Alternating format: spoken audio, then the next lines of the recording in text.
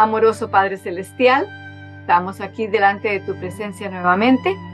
Tú nunca nos dejas, no te apartas de nosotros, así que verdaderamente estamos a tu vista y en tu presencia en todo momento. Gracias, Señor, por ayudarnos a apartar el tiempo y a hacer preparaciones y planes para estar aquí, para escuchar tu palabra, para leerla, para pensarla y reflexionar sobre ella. Y te pedimos, Señor, que la bendición que tienes para nosotros esta noche sea derramada completamente. Especialmente, Señor, esto puede suceder cuando nuestros corazones y nuestras mentes están completamente abiertos a ti, de manera que tú puedas hacer tu voluntad en nosotros. Bendice a aquellos que están tratando de conectarse todavía. Dales inteligencia, sabiduría y bendíceles aún con la tecnología. Y ayúdenos, Señor, a tener una reunión en la cual podamos decir verdaderamente, estuvimos con Cristo. En el nombre suyo se lo pedimos todo. Amén. Entonces, la segunda mitad comienza con Jeremías 29:11.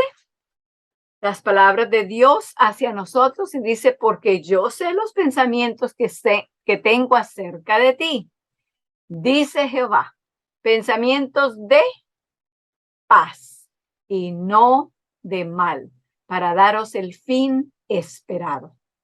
Una promesa que él no solamente recuerda la promesa y quiere guardarla, sino que sigue la misma promesa en pie para todas las generaciones.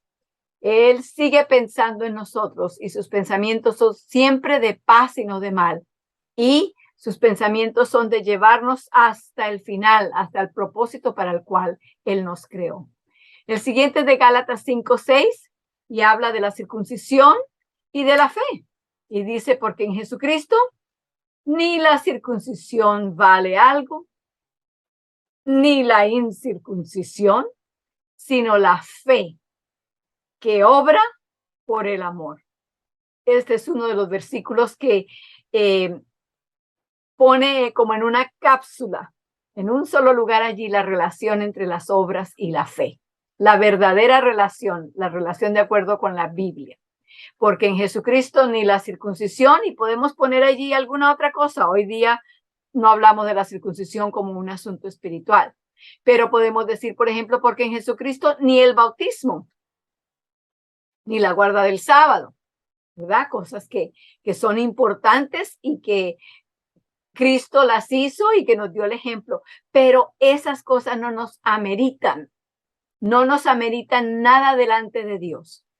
Lo que sí nos trae en comunión con Él es la fe que obra, esa obra que sale de la fe, esa obra por amor, esa nos une a Él. Esa es lo que vale a los ojos de Dios. Al fin y al cabo es por la fe de Jesús que permitimos que lo haga en nosotros. Entonces la definición de la fe es el confiar o esperar que la palabra de Dios haga lo que ha dicho que va a hacer. Y el depender de que la palabra de Dios por sí misma hará lo que ha dicho. Éxodo 25:8, entonces esto comienza la sección de los versículos del santuario. Éxodo 25:8, y hacerme han un santuario y yo habitaré entre ellos. Primera de Juan 1:9.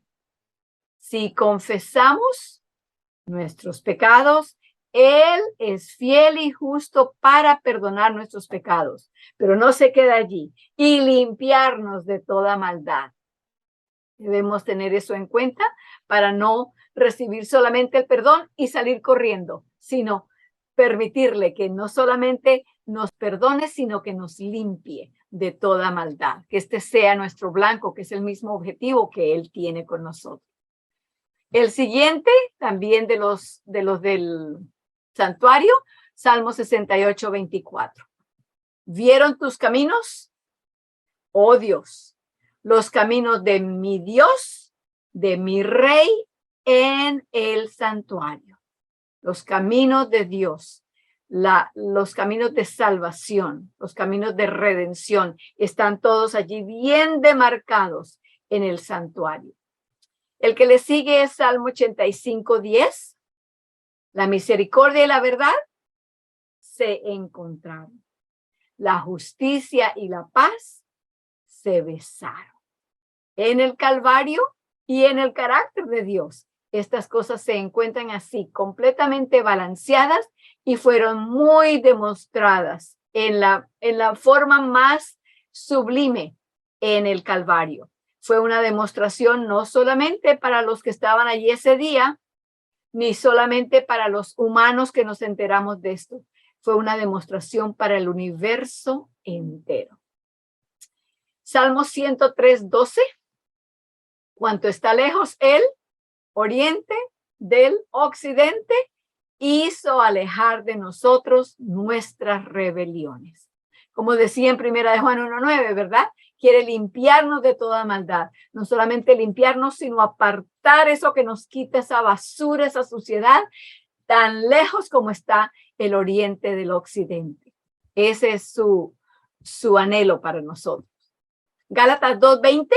Yo sé que la mayoría de nosotros estamos familiarizados con este. Con Cristo estoy juntamente crucificado. Y vivo, no ya yo, mas vive Cristo en mí. Y lo que ahora vivo en la carne, lo vivo por la fe del Hijo de Dios, el cual me amó y se entregó a sí mismo por mí. El del capítulo 11, uno de los dos del capítulo 11 fue Juan 14:27, la promesa de paz que Cristo nos dejó. Dice, la paz os dejo, mi paz os doy. No como el mundo la da, yo os la doy. No se turbe vuestro corazón, ni tenga miedo. Y el último que nos aprendimos de este mismo capítulo 11 está en 2 de Corintios 5:7. Bien cortito, pero muy importante. Dice, porque por fe andamos, no por vista. Porque por fe andamos, no por vista. Gracias al Señor que cuando permitimos que Él nos lleve de la mano, no necesitamos ver, ¿verdad? Él nos lleva seguramente, sin dejarnos tropezar, sin dejarnos caer. Entonces, andamos por fe, no por vista. Si alguna vista necesitamos, es la visión de la fe, la que necesitamos allí, pero no la vista física. Entonces, ahora vamos al capítulo en que estamos. Habíamos llegado hasta la página 152. Página 152. Y estábamos aproximadamente a la mitad de la página. Página 152, en la mitad de la página. El último párrafo que leímos la última vez, y recuerden el título del capítulo es Palpando en busca de Dios. ¿Cómo encontramos a Dios? ¿Cómo sabemos que Él está presente con nosotros? ¿Cómo conocemos su presencia? ¿Qué papel juega la fe en todo esto? Eso es lo que estamos viendo. Entonces dice allí en el penúltimo de los párrafos, es un párrafo pequeño el que habíamos leído la última vez, y dice, me encanta cómo Elena White lo escribió allí. Bien, ¿qué clase de evidencia queréis? ¿Queréis sentir una emoción o sentimiento especial para probar que Cristo es tuyo? ¿Cuántas personas hoy basan su religión en sentimientos y emociones? Y comentábamos la vez pasada que esto está muy de moda. Y a medida que los días pasan y nos acercamos más al fin del mundo y al tiempo del regreso de Cristo, las emociones van a estar completamente como olas del mar, que se alzan y no dejan de venir y de venir. Porque el enemigo, precisamente, el enemigo busca control de nuestra mente usando nuestras emociones y nuestros sentidos. Pero Dios trabaja al contrario. Él busca que nosotros le entreguemos voluntariamente el control de nuestra mente y por medio de eso Él controla las emociones y los sentidos. Entonces, a medida que el mundo y la población se aparta de Dios, se revela y lo rechaza, más quedan expuestos, y podemos quedar nosotros, si eso es lo que hacemos, quedamos expuestos a nuestras propias emociones. Entonces, para tener una experiencia espiritual, hoy día solamente queremos, o la mayoría de las personas quieren sentir aquel éxtasis.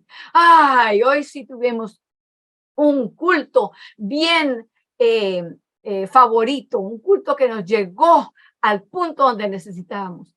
Pero ya a las pocas horas o al día siguiente, ya aquello pasó y la persona vuelve a caer otra vez en un estado de estupor. Muy parecido a la forma en que las personas que usan drogas o alcohol o cualquier otra sustancia experimentan con su salud y su éxtasis físico. En el momento, y eso es lo que buscan, y buscan y buscan hasta que lo encuentran. Y cuando llegan allá después de ese clímax, ¡bum!, y caen otra vez. Y quedan otra vez todos dispuestos a buscar más, porque ahora tienen más problemas que los que tenían antes de haberse drogado o antes de haberse emborrachado. Y tenemos que tener cuidado de que nuestra adoración, nuestro culto a Dios no vaya a ser un ejercicio en sentimentalismo y emociones, porque vamos a terminar al final de la misma manera, con nuestra mente completamente caída, sin ningún alimento, porque las emociones no alimentan, no fortalecen. Parecieran energizar en el momento, pero luego la energía no dura. Es una energía hueca. Sigo entonces, estamos en la página 152, en el párrafo de la mitad. Y yo estaba leyendo allí, dice, ¿cuántas personas hoy basan su religión en sentimientos y emociones? ¿Cuántas iglesias se construyen sobre esta supuesta evidencia? Pero, ¿es más confiable eso que la palabra de Dios? Absolutamente no. Ahora entonces, el último párrafo de esa página, la página 152, allí es donde estamos. El discípulo Tomás es otro ejemplo del que podemos aprender. Él había oído las palabras mismas proceder de los labios de Cristo, que él sería resucitado de entre los muertos. No obstante, después de Cristo haber resucitado de entre los muertos, Tomás todavía no creía. Pongámonos a pensar un segundo, estoy haciendo un paréntesis allí en esta lectura de ese párrafo. Tomás hubiera podido creer sin que los demás discípulos le hubieran dicho que habían visto ya a Cristo, porque Cristo le había dicho a Tomás y a todos ellos que él iba a resucitar, pero no creyeron en su palabra, así que estaban esperando a verlo para poder creerlo. Precisamente lo que dice nuestro versículo de 2 de Corintios 5:7, porque por fe andamos, no por vista. No, ellos estaban andando por vista. Y Tomás no solamente anduvo por vista, dijo, a menos que yo lo vea y meta mi mano en su costado, no voy a creer. Pero con las palabras de Cristo, con la promesa que Cristo les había dicho de que él iba a resucitar otra vez, debería de haber sido suficiente para Tomás y Juan y Felipe y todos los que eran los discípulos de él. Seguimos leyendo. Cuando sus amigos le dijeron, al Señor hemos visto, él les dijo, si no viere en sus manos la señal de los clavos y metiere mi dedo en el lugar de los clavos y metiere mi mano en su costado, no creeré. ¿Qué fue lo que Cristo respondió? ¿Sobre quién pronunció la bendición? Cristo dijo, bienaventurados los que no vieron y creyeron. Esto viene de Juan capítulo 20 y ahí está del 25 al 29 está el relato de Tomás. La evidencia está en la palabra misma. Vuelvo a repetir, la evidencia está en la palabra misma. Si queremos creer que Jesús está con nosotros siempre, aún hasta el fin del mundo, entonces solo necesitamos tomar su palabra tal como es. Él dijo, así será mi palabra que sale de mi boca. No volverá a mí vacía. Antes hará lo que yo quiero y será prosperada en aquello para que la envíe. Esto viene de Isaías 55:11. Cuando él vino a la tierra, en el principio dijo, hágase la luz. Y fue la luz. Luego dijo, háganse las estrellas en el firmamento. ¿Aparecieron las estrellas? Absolutamente. Después él declaró, estaré contigo siempre. Entonces, ¿lo hará? Absolutamente. Dios no puede mentir, de acuerdo con Tito 1:2. El problema está en nosotros. ¿Dudaremos de él y su palabra o le creeremos? Ahora pasamos a la página 153. Hebreos define la fe como una sustancia de lo que se espera. Esto está en Hebreos capítulo 11, versículo 1. La fe es la sustancia absoluta, de lo que estamos deseando y necesitando. Dios puede hacer todas las promesas que él desee, pero a menos que tengamos esa fe que tomará su palabra tal como es, ¿se cumplirá esa palabra en nosotros? No, no puede, ya que la fe es la sustancia de lo que se espera. Necesitamos creer en sus promesas, pero aún así tenemos un problema.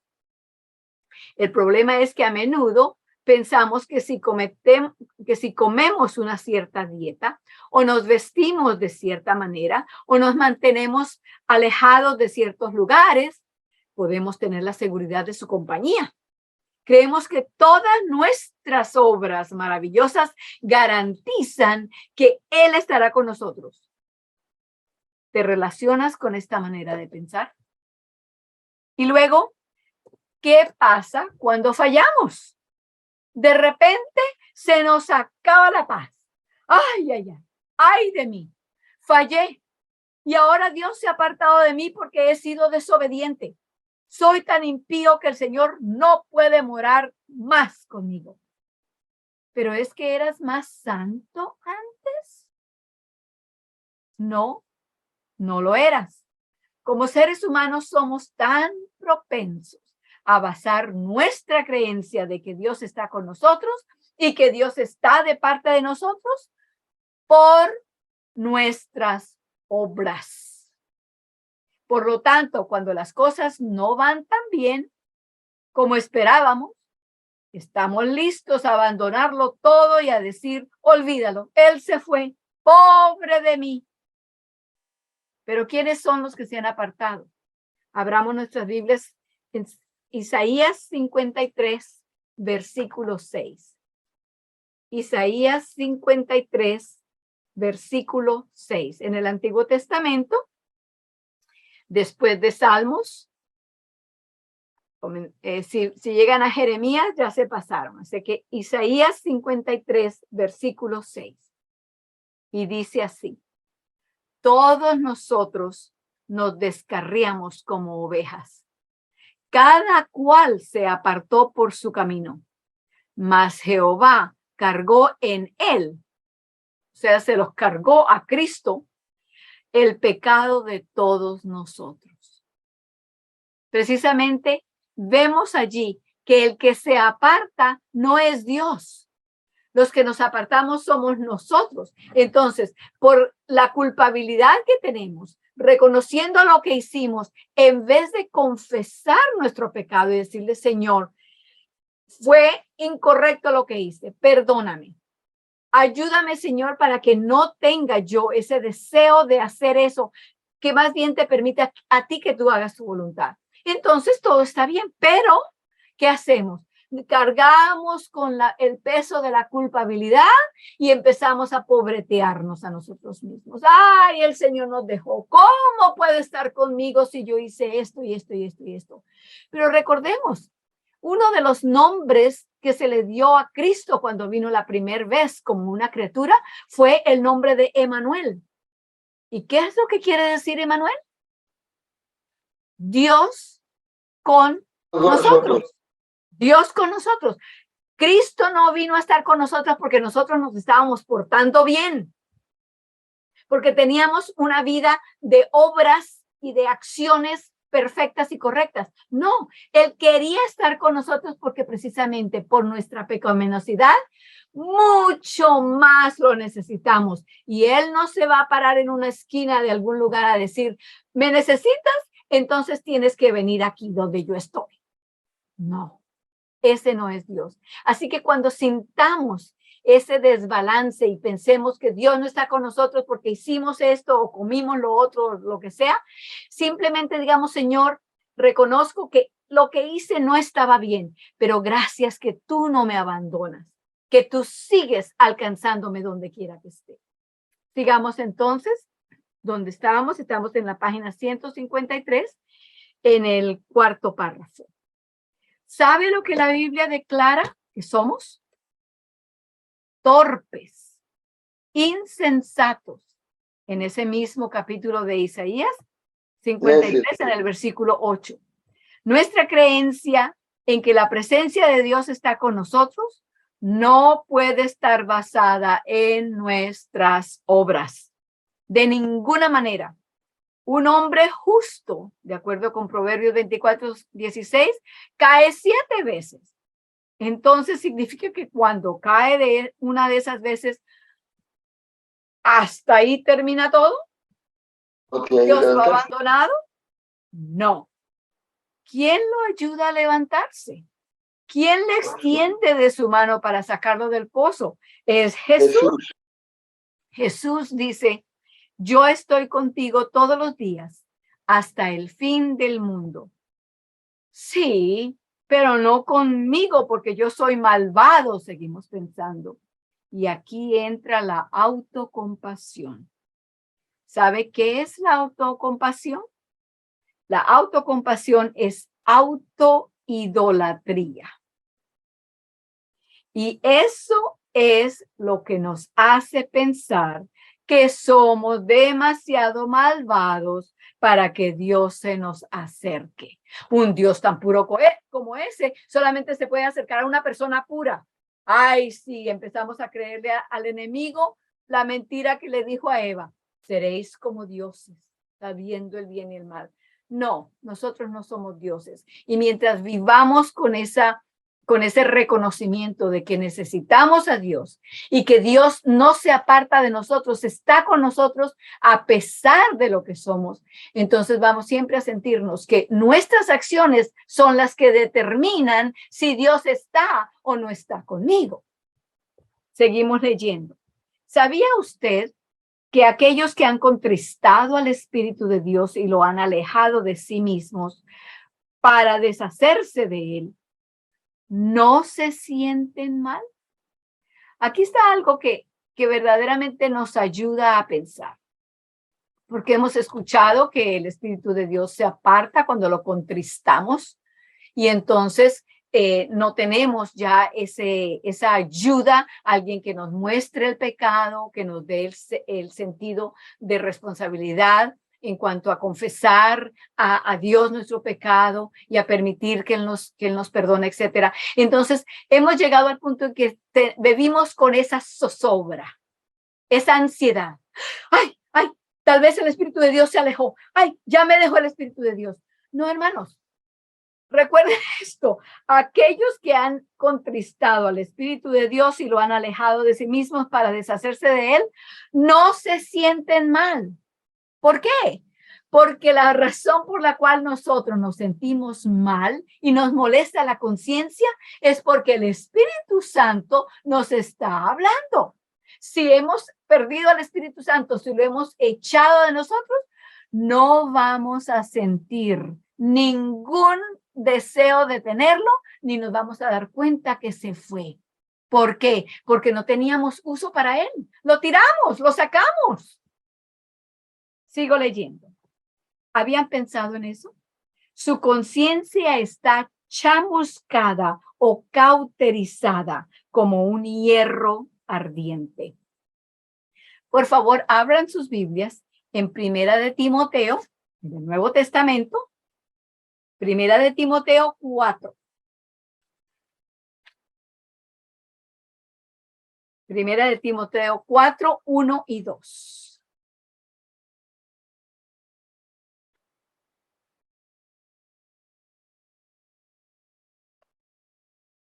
Leo allí entonces, Primera de Timoteo 4, 1 y 2. Dice, empero, el Espíritu dice manifiestamente que en los venideros tiempos algunos apostatarán de la fe, escuchando a espíritus de error y a doctrina de demonios, que con hipocresía hablarán mentira, teniendo cauterizada la conciencia. Entonces, esas personas no van a estar pensando, ay, yo no debería de seguir predicando esto, yo no debería de seguir creyendo estas doctrinas de demonios, porque, ay, no, Dios me va a dejar. No, están precisamente entendiendo y buscando y propagando todas esas doctrinas de demonios porque no quieren al Espíritu Santo. Es un acto de rebeldía. No sienten lo que se llama una acción de la conciencia.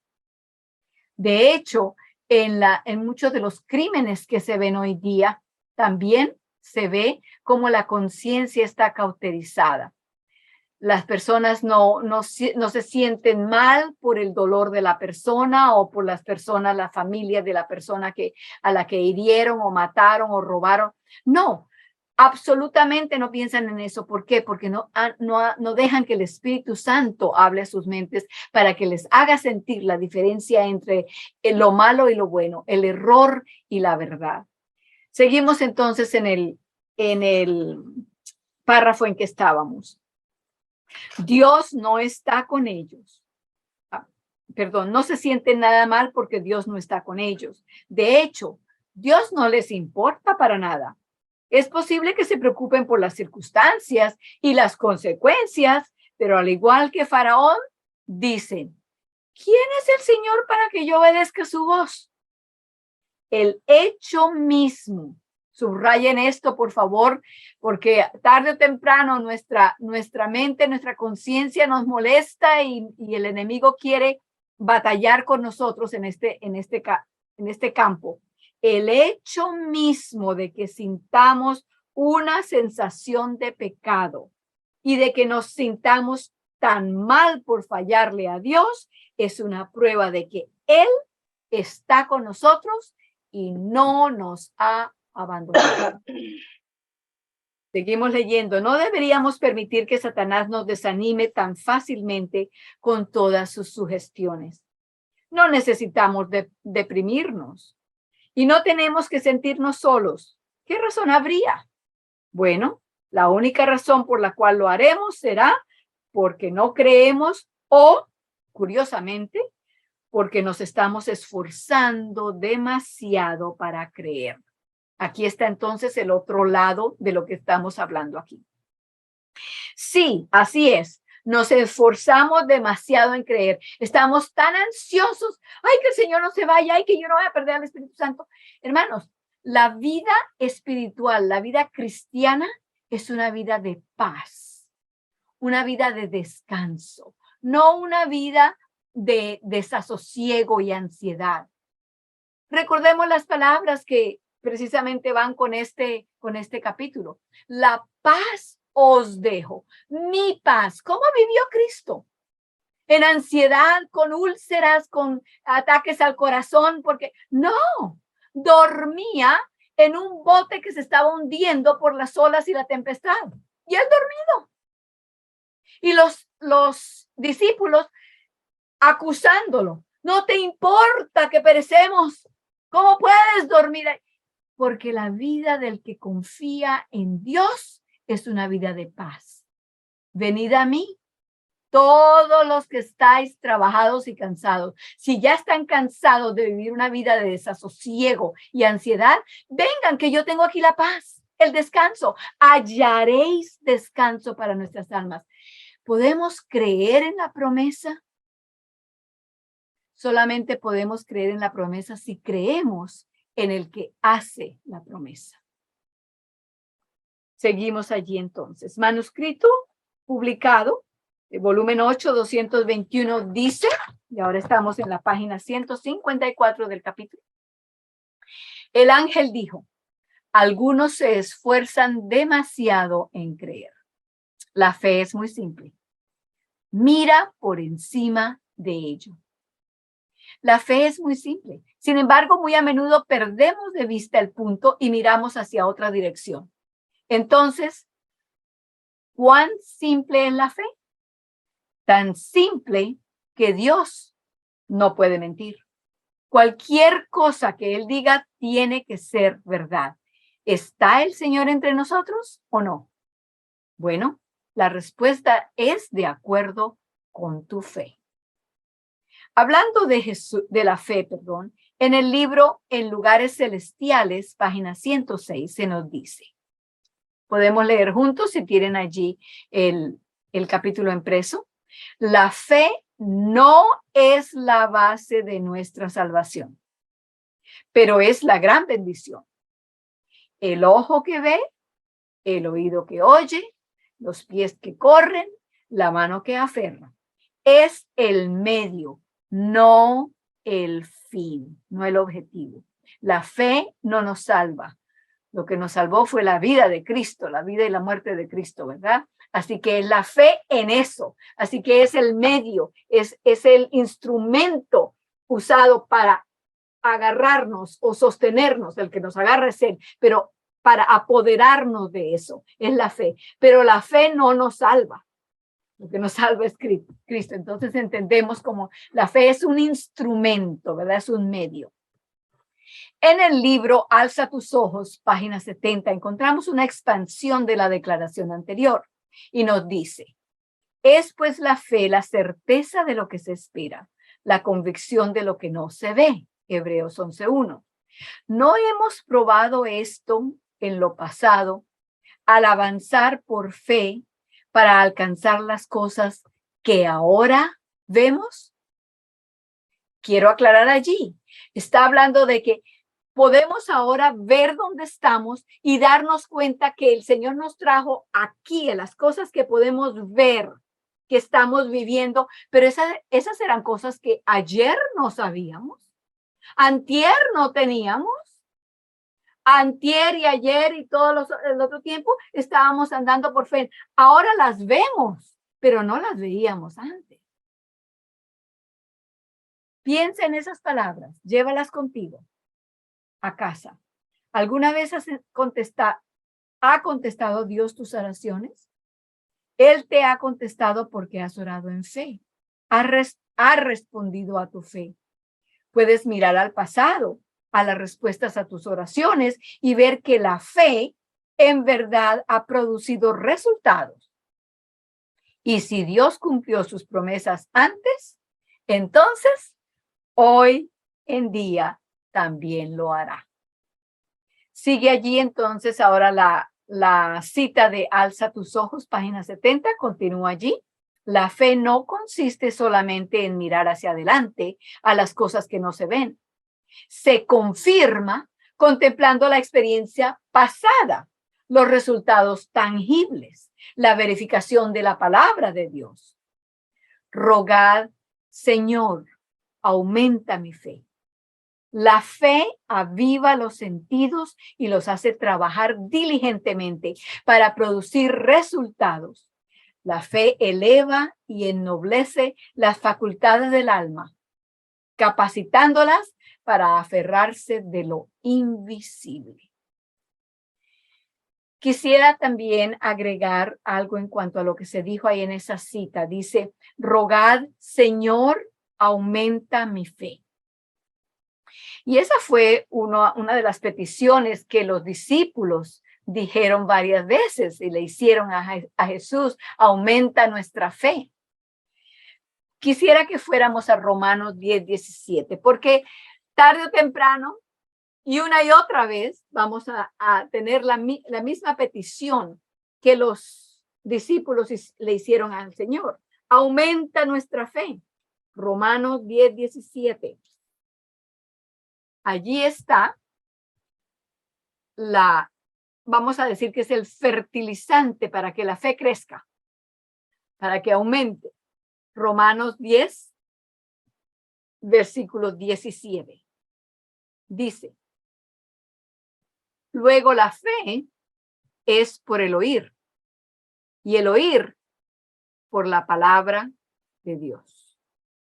Entonces, si nos sentimos que nuestra fe está vacilando, que no hay suficiente fe, que estamos andando a ciegas aún en la espiritualidad, ¿qué es lo que eso nos diagnostica? ¿Cuál es el diagnóstico de la enfermedad que tenemos? Si vamos a donde el doctor y nos examinan la sangre, nos dicen que tenemos anemia. ¿Qué es lo que significa eso? Eso quiere decir que nos hace falta algo. ¿Qué nos hace falta? El hierro. El hierro para que los corpúsculos rojos puedan tener cómo respirar, tengan suficiente oxígeno. Entonces, cuando sentimos que nuestra fe está baja, que nuestra fe no aguanta, que nos sentimos perdidos espiritualmente, ¿cuál es el diagnóstico? El diagnóstico es que tenemos anemia espiritual. ¿Qué es lo que nos falta? La palabra de Dios. Entonces, en vez de orar y pedirle al Señor que nos dé más fe, tenemos que ir a la palabra de Dios. Así es como Él nos da la fe. Este es el hierro que necesitamos para nuestra fe, para la anemia de nuestra fe. Entonces, sentimos que nuestra fe está fallando. Eso tal vez nos va a decir: oye, sí, estás leyendo la Biblia, pero a la carrera. No tomas el tiempo para pensar, para reflexionar, para entregarte y decirle al Señor: lo que he leído, lo entiendo, Señor, gracias por dármelo. Quiero que hagas eso en mí. Quiero que fijes eso en mi mente. Quiero que sea en mí como fue en Cristo. Luego la fe viene por el oír y el oír por la palabra de Dios. Si no hay fe, es porque no hay escrituras. Si no hay escrituras, no hay fe. Una ecuación bastante fácil. Seguimos entonces. ¿Qué son los sentidos? Ojos, oídos, manos, nariz y boca. La fe los despierta, les da vida. Sin fe realmente no tienes ningún sentimiento. Bien puedes ser un muerto caminando. La fe te da sentidos vivos. Piensa en estas palabras. Eso significa que la fe en realidad hará que las cosas sean tangibles, palpables. La palabra de Dios tendrá el efecto sobre tus sentidos. Tus percepciones se reavivarán. ¿De qué manera? Por ejemplo, en el libro La conducción del niño, página 50, dice: aprendan los niños, y esto no es solamente para los niños, esto también es para los adultos, ¿verdad? Aprendamos todos a ver en la naturaleza una expresión del amor y de la sabiduría de Dios. Vincúlese el concepto del creador al ave, la flor y el árbol. Lleguen todas las cosas visibles a ser, para ellos, intérpretes de lo invisible, y todos los sucesos de la vida, medios de enseñanza divina. Entonces, cuando miremos lo que se ve, ¿qué estamos viendo realmente? Realmente estamos viendo lo invisible, pero lo estamos viendo con nuestros propios ojos. Aún más, el libro de La conducción del niño en la página 44 agrega: en el mundo natural, Dios ha puesto en las manos de los hijos de los hombres la llave que ha de abrir el alfolí de su palabra. Lo invisible queda ilustrado por lo que se ve. La sabiduría divina, la verdad eterna y la gracia infinita se entienden por las cosas que Dios ha hecho.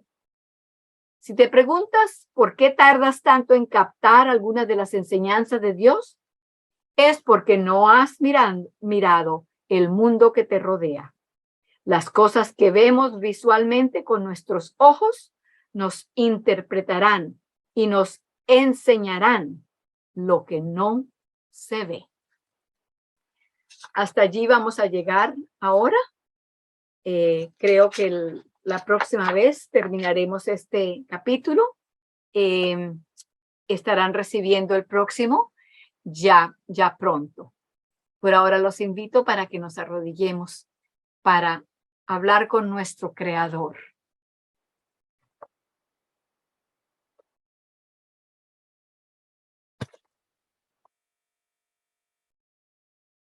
Amoroso Padre Celestial, Creador de los cielos y de la tierra y de cada uno de nosotros, nos postramos delante de ti porque reconocemos una vez más que sin ti no podemos vivir. No solamente el hálito que tenemos para poder vivir, lo recibimos de ti, pero Señor, la vida espiritual nuestra también tiene que tener la vida que viene de ti.